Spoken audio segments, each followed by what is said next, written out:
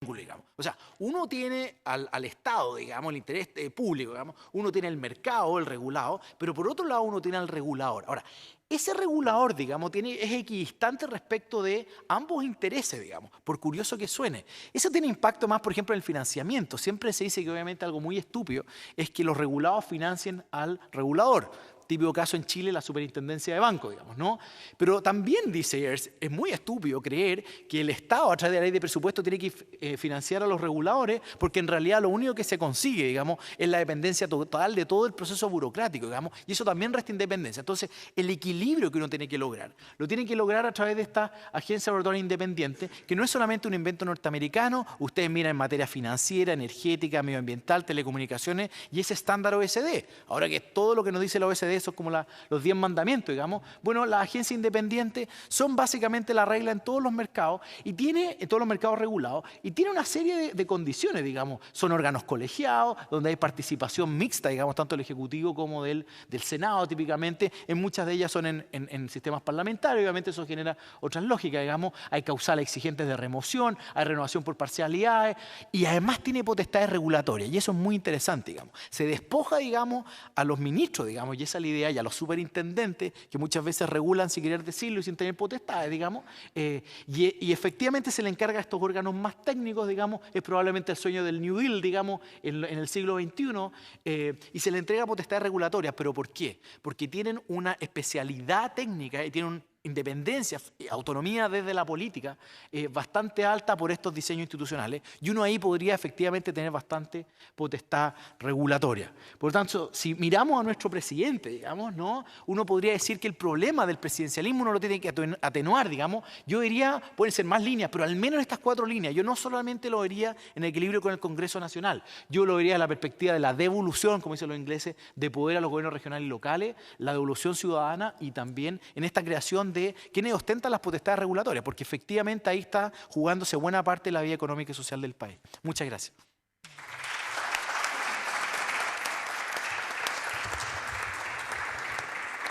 Agradecemos a José Francisco y a todos los que han participado en este panel. Y entonces, hecha la provocación, vamos a la discusión que viene ahora desde el público. Vamos a leer las preguntas para que el que estime conveniente recoja el guante y vayamos discutiendo. ¿Cómo unir un sistema semipresidencial con un sistema de elección binominal? Preguntan. ¿Se soluciona el problema de legitimidad en tal contexto? Otra, dice, en relación con la actual duración del periodo presidencial, ¿es necesario complementar un periodo más extenso o bien mantenerlo, agregando la posibilidad de reelección? Ello en relación con la capacidad real de implementación o desarrollo de políticas públicas de Estado responsables, con el afán de evitar políticas de corto plazo o efectistas, tendientes solo a buscar apoyo ciudadano de cara a un mero proceso electoral. Otra pregunta general para el panel. Luego de ciertos hechos, tal como la sentencia del Tribunal Constitucional 2025 sobre el postnatal, que puso sobre la mesa el tema relativo a las atribuciones del Congreso respecto a las del Ejecutivo. Respecto a lo último, ¿creen ustedes que en materia de gasto público debería el Congreso tener mayores atribuciones, dejando de ser una atribución exclusiva del presidente, teniendo en consideración la diferencia o las condiciones que motivaron esta facultad exclusiva en esta materia? Otra pregunta. ¿Consideran ustedes una alternativa viable la iniciativa de algunos parlamentarios la creación del cargo de vicepresidente de la República por elección directa, con facultades exclusivas en relación a la administración regional del país, como una medida de la descentralización y al régimen presidencialista? Otra pregunta dice, ¿qué finalmente sucede con la potestad reglamentaria autónoma en relación con el artículo 63, número 20 de la Carta Fundamental? Doña Zoila Novoa de Perú pregunta, si el semipresidencialismo tiene tantas bondades, ¿qué es lo que impide que se instaure en nuestros países?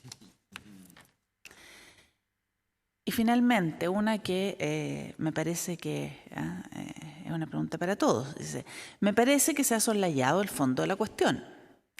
¿Para qué una u otra posibilidad de forma de gobierno? Si el problema chileno es superar la extrema pobreza y acercarnos al desarrollo integral, que es más que ingreso per cápita, ¿Es más apto para liderarlo el presidencialismo, la fórmula mixta o el parlamentarismo? ¿Quién responde? Profesor Nogueira. Para ir por orden. Bueno, en primer lugar, yo quisiera señalar que a mí me invitaron a un panel sobre reforma al sistema presidencial, no a un cambio de todo el sistema institucional, digamos, ¿no es cierto?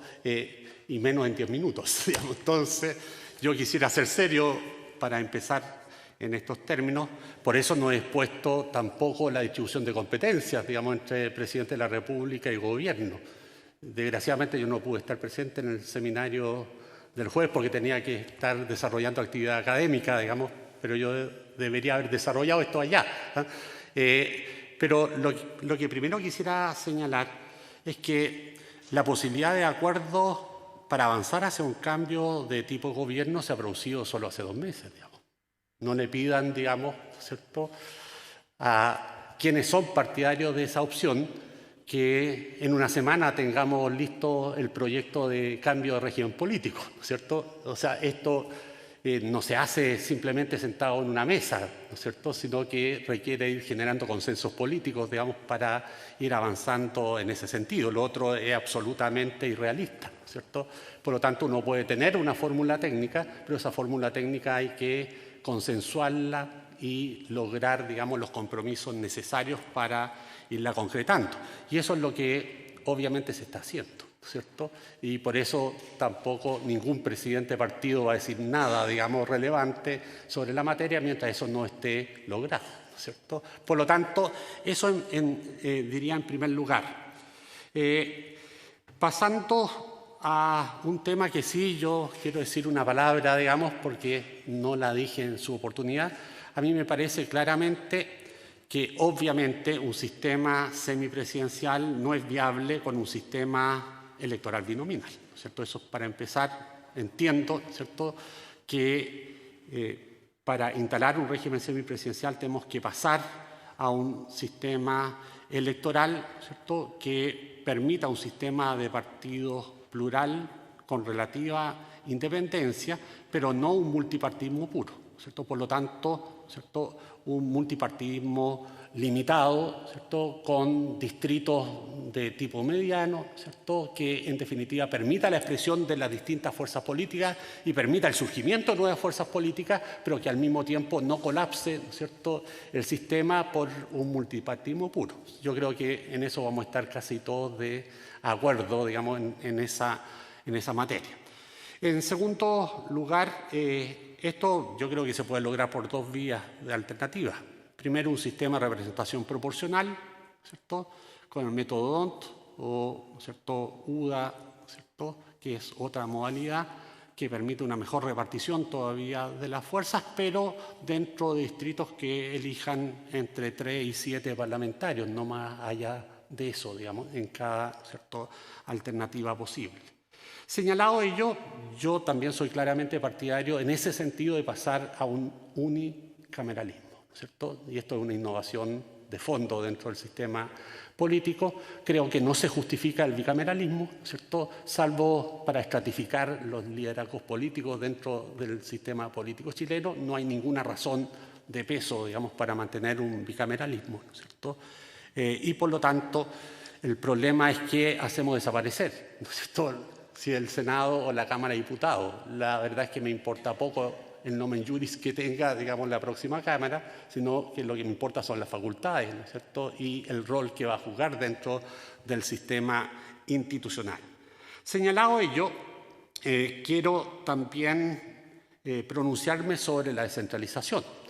Yo creo que hasta el momento hemos jugado, ¿cierto?, a una descentralización puramente nominal, ¿cierto? La descentralización real en este país, sobre todo en el ámbito regional, y yo lo he sostenido desde hace por lo menos 20 años, ¿cierto? Y afortunadamente los pioneros avanzamos algo durante nuestra vida, digamos, pero poco, digamos, ¿no es cierto? Generalmente son las generaciones venideras las que van, en definitiva, a implementar los cambios, ¿no es cierto? Y la verdad es que nuestro sistema requiere una separación clara de funciones entre el órgano de gobierno al interior de la región, que es el intendente, y que va a seguir siendo el intendente, ¿cierto? Y un ejecutivo del gobierno regional, ¿cierto? Que tiene a su cargo el ejecutivo del órgano que realiza la administración superior de la región, ¿cierto? Que en definitiva es un órgano que debe necesariamente ser, ¿cierto?, un representante de la colectividad regional, ¿cierto? Francia avanzó ya hace 30 años, ¿cierto?, por lo menos en este sistema. Tampoco vamos a inventar la pólvora, ¿cierto?, en esa perspectiva. El intendente va a seguir manteniendo las funciones de gobierno mientras seamos un Estado unitario al interior de la región, ¿cierto? Y la función de, ¿cierto?, gobierno regional le corresponde a la comunidad local. O sea, la región tiene que ser sujeto de su propio destino y no objeto de administración, ¿cierto? Mientras sigamos manteniendo a las regiones como objeto, ¿cierto?, en definitiva no hay participación real ni hay descentralización real del poder dentro del Estado unitario. Y no me vengan a mí con la monserga que eso implica federalismo, por favor, digamos, ¿cierto? O sea, en ese sentido seamos serios, ¿cierto? Una cosa el federalismo, otra cosa es la descentralización regional dentro de un Estado unitario, y hay muchos ejemplos, y la inmensa mayoría de los Estados latinoamericanos transita por esa senda. Prácticamente no hay Estado en América Latina que no tenga gobiernos regionales en forma seria, aunque los denomine departamentales como en Colombia o regionales en Bolivia, ¿no es cierto?, etcétera, etcétera, ¿no es cierto? Hay mucho que pueda expresarse sobre eso. Pero no me voy a detener en eso porque la convocación era para la reforma del tipo de gobierno, ¿no es cierto? Y por lo tanto me voy a detener en aquello en lo que fuimos realmente convocados.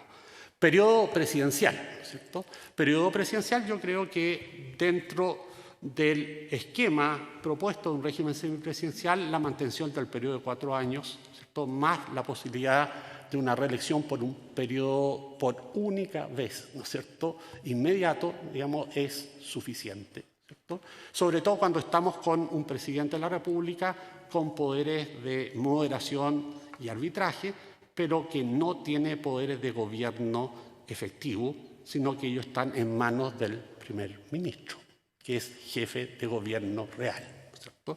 Señalado ello, ¿cierto?, también quisiera señalar que tengo aquí, ¿cierto?, sobre la mesa la distribución de funciones, pero en definitiva no es el momento, ¿no es cierto?, porque es realmente tedioso, ¿cierto?, entrar a analizar cómo se distribuyen las funciones del artículo 32 entre el primer ministro y el presidente de la República y cuáles son las atribuciones que va a tener el primer ministro en estas materias, pero ya señalé que en términos generales el presidente de la República concentra sus atribuciones fundamentalmente en el ámbito, ¿cierto?, de las relaciones exteriores, de la defensa, de las relaciones con el Poder Judicial y los órganos autónomos del Estado, ¿cierto?, y además maneja las funciones de arbitraje o moderación política, como son, entre otras, la posibilidad de nombrar al primer ministro previa consulta con los líderes parlamentarios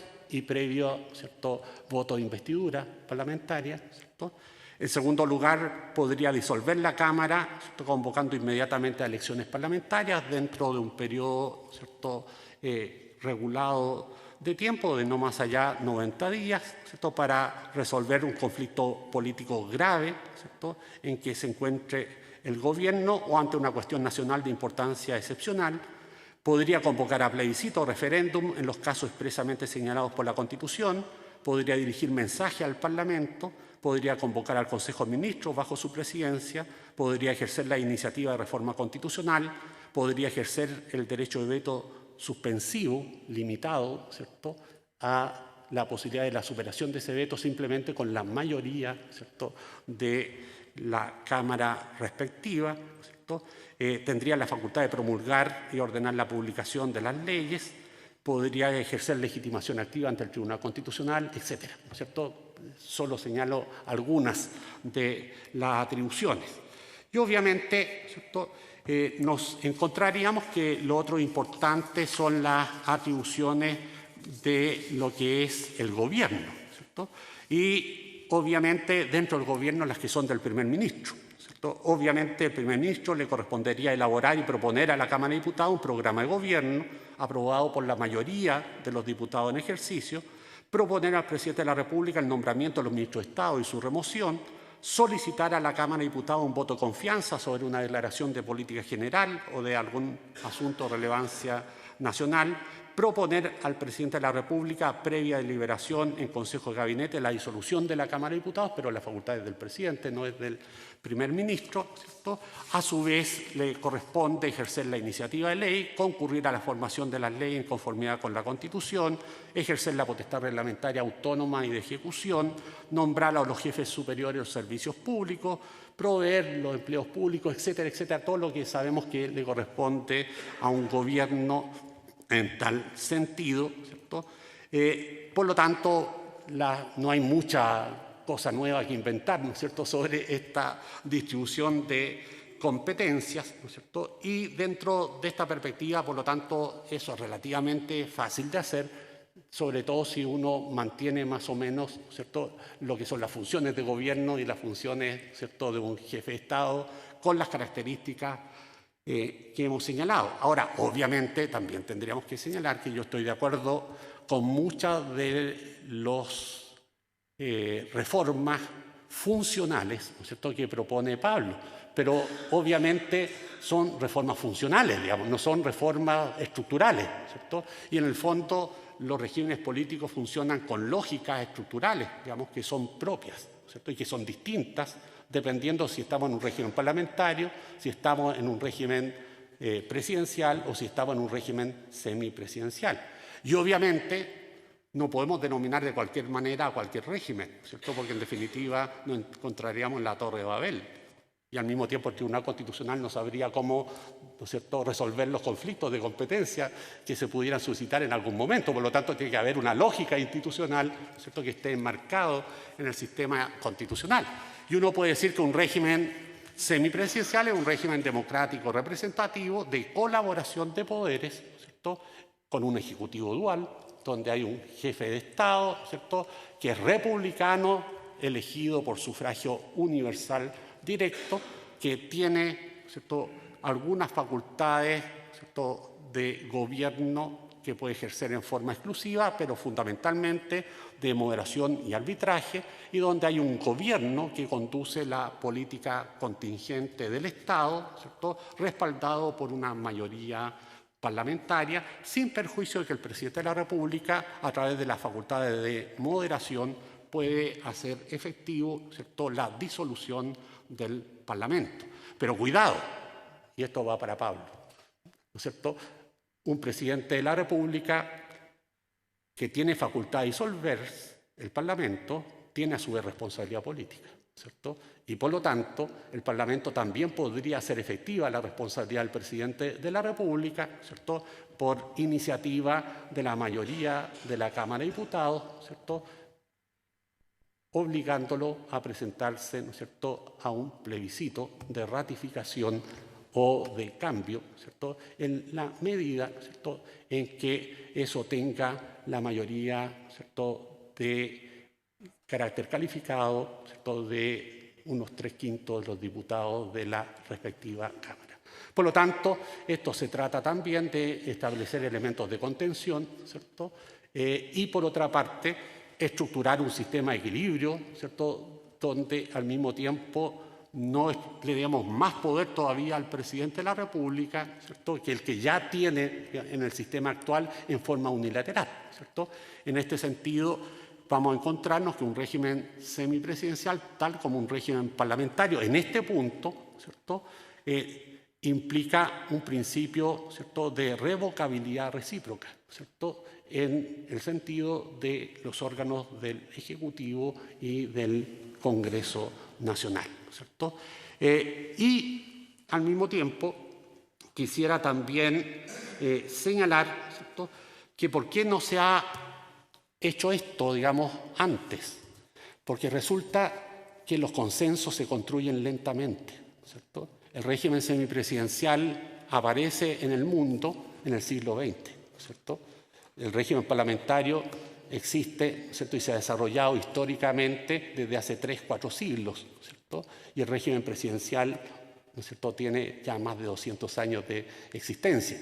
Entonces, no le pidan, ¿cierto?, a un país que ha pasado por tremendas crisis políticas, como las que nos ha tocado vivir, ¿cierto?, en los últimos 40 años, ¿cierto?, o 30 años, ¿cierto?, que al mismo tiempo, ¿cierto?, tenga ya, ¿cierto?, asimilada la posibilidad de un cambio de régimen político democrático, cuando todavía estamos recién saliendo, ¿cierto?, de un régimen, ¿cierto?, de carácter autoritario, militar, que dirigió los destinos de este país por prácticamente 20 años. ¿Cierto? Por lo tanto, primero, ¿cierto?, había que hacer el tránsito del autoritarismo a la democracia y después, ¿cierto?, el país puede pensar, ¿cierto?, con mayor tranquilidad y sin gran apuro, ¿cierto?, en lo que es el cambio de su régimen político. Ahora, no todos los países de América Latina están en condiciones de asumir un régimen semipresidencial, digámoslo también claramente, ¿cierto? Esto requiere de un desarrollo de la cultura política, ¿cierto? En el fondo, los países con subdesarrollo cultura política no están en condiciones de afrontar un tipo, ¿cierto?, de régimen semipresidencial. Son los países que tienen un nivel más elevado de cultura política en la región los que están en esas condiciones. No por casualidad, ¿cierto?, como también Pablo debe saberlo, en el Senado de México se ha estado también discutiendo, ¿cierto?, el posible cambio de un régimen presidencial a uno semipresidencial, ¿cierto?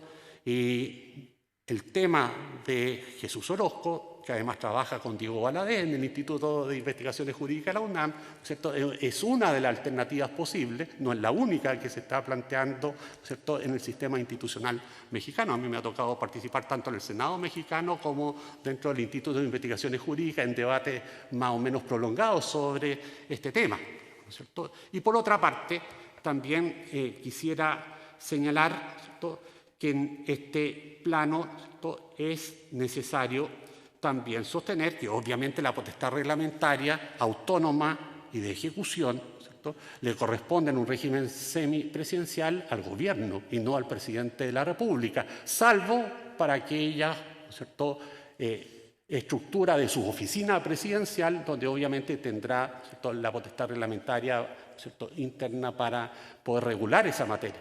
Pero la potestad reglamentaria de ejecución tradicional corresponde al gobierno, ¿cierto?, en este esquema y no al presidente de la República, ¿cierto?, precisamente porque se trata de una repartición de competencia equilibrada y donde el presidente, ¿cierto?, no gobierna, sino que a través del primer ministro, cuando el primer ministro, ¿cierto?, es de su confianza política. Pero en las demás ocasiones, ¿cierto?, nos vamos a encontrar con un primer ministro que tiene funciones de gobierno efectivas y que puede efectivamente gobernar pese a que al presidente de la República no le guste, ¿no es cierto? Porque si no fuera así, estaríamos reintroduciendo un bloqueo institucional y lo que se busca, ¿cierto?, es que puedan existir alternativas de funcionamiento diverso, ¿cierto? Puede funcionar en una versión presidencialista, pero puede funcionar también el sistema claramente en una versión gubernamentalista, no parlamentarista, digamos, como algunos sostienen equivocadamente. ¿Por qué? Porque en la perspectiva gubernamentalista es el jefe de gobierno el que conduce, ¿cierto?, la política, que diseña su gabinete y que al mismo tiempo conduce la política que ha sido aprobada por la mayoría parlamentaria. Con eso termino la reflexión.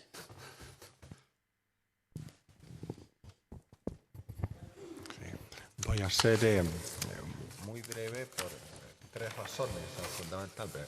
Uno, para no abusar de la paciencia del público. Esta no es una sesión en que hay que aprobar la ley de presupuesto, que sea hasta las 3 de la mañana. Lo otro es porque no venía preparado, pero yo fui invitado cordialmente por el profesor Rodrigo Pica para intercambiar ideas sobre la forma de gobierno y la reforma, sobre todo el sistema presidencial, que es el título de este panel, y me encontré con la sorpresa que los expositores, bueno, como es comprensible, ¿no es cierto? Aprovecharon la oportunidad, ¿no es cierto?, para extender sus reflexiones a otros puntos, que yo no haría mientras sea presidente o ministro del Tribunal Constitucional, porque si bien yo he aceptado con el mayor agrado participar en un debate de esta índole, ¿no es cierto?, tengo el firme propósito, ¿no es cierto?, aunque sea una renuncia, a no intervenir en la polémica que posiblemente se avecina en Chile sobre el cambio de régimen de gobierno, si es que la propuesta semipresidencial se traduce en un proyecto, porque hasta ahora es solo una declaración. Ahora, lo único que yo quisiera hacer una reflexión final, ¿no es cierto?, es que es bueno tomar conciencia que una reforma a fondo a un régimen de gobierno que es lo que supone pasar de un sistema presidencial a uno semipresidencial, y ni qué decir de uno presidencial a uno parlamentario, ¿no es cierto?, afecta a muchos elementos del régimen constitucional chileno, por lo cual, ¿no es cierto?, yo pienso que hay que ir de a poco, y en esa línea, ¿no es cierto?, algo que yo no he improvisado, es esta propuesta de un jefe de gobierno, un sistema presidencial, pero ya lo dije el año 77, y lo dije después en una intervención en la Academia Chilena de Ciencias Sociales el año 2008, porque no es que esté en conversaciones con la presidenta Bachelet para que ella sea jefe de Estado y tenga un jefe, que creo que lo tuvo, el señor Pérez Lloma en los últimos años de gobierno fue una especie de jefe de gobierno, como lo fue y exitosamente don Edgardo Beniger con el presidente Elwin. Ese tipo de persona, Edgardo, creo que es uno de los modelos actuales, siglo XXI, que pudiera ser en esta etapa un jefe de gobierno. Ahora en realidad es el gran limitante. Se ve que hay mucho que decir. Situar todo el desarrollo, el crecimiento, la expansión deforme del presidencialismo en la reforma del 70, como ha hecho José Francisco, a mí me parece que es equivocado. Yo creo que una de las grandes paradojas de nuestra historia política es que cuando se tomó el acuerdo en la Cámara de Diputados para criticar el gobierno del presidente Salvador Allende, se constató en ese acuerdo cómo el presidente se había extralimitado en sus funciones. Y curiosamente, el texto constitucional del 80 y la Constitución que nos rige desde 1990 no hizo más que aumentar las atribuciones presidenciales. Esa es una de las grandes paradojas. Quizás la posición del general Pinochet en esa Constitución y en ese proyecto que le falló explica esa contradicción. Pero sí. Un solo punto. La gran influencia en el reforzamiento del sistema presidencial chileno es el proyecto Alessandri-Ortúzar del año 64. Cuando se elabora en la Comisión de Estudios, don Enrique Ortúzar, que había sido ministro de Justicia de don Jorge Alessandri y ha sido uno de los redactores del proyecto, tenía en su mesa, aquí en una de las salas del Senado, el segundo piso, el texto de la Constitución del 25 y el proyecto Alessandri Ortúzar del 64. Y no por casualidad, don Jorge Alessandri presidió el Consejo de Estado que revisó el anteproyecto a la Comisión de Ortúzar, y incentivó, ¿no es cierto?, el reforzamiento del sistema presidencial. Que, bueno, ahí sí está sobre todo el está bien, es una explicación de un actor directo, así que hay que tomarlo eso con mucha digamos, deferencia. No, está muy bien. Ahora, en breve, obvio que hay que cambiar el sistema binominal, no sé si por uno proporcional o uno mayoritario corregido con una barrera de entrada. Obvio que hay que revisar el tema de la reelección presidencial y de los parlamentarios. Creo que el periodo de los parlamentarios de 8 años es larguísimo. Sobre el fallo del postnatal intervine ahí, así que, en fin, brevemente yo diría que se probó la tesis fundamental del Senado, que el Tribunal Constitucional actuó como una ayuda del presidente, porque al final el resultado final del postnatal fue el mismo que se estaba discutiendo en la mayoría parlamentaria. Y bueno, no quiero entrar más en eso, pero creo que no fue un momento muy glorioso de la justicia constitucional. La institución del vicepresidente de la República estuvo planteada en la Constitución de 1828. Creo que hay buenas razones quizás para que este ministro coordinador se transforme en el tiempo en algo más institucional todavía, que sea un vicepresidente que podría quizás elegirse por un periodo, en fin.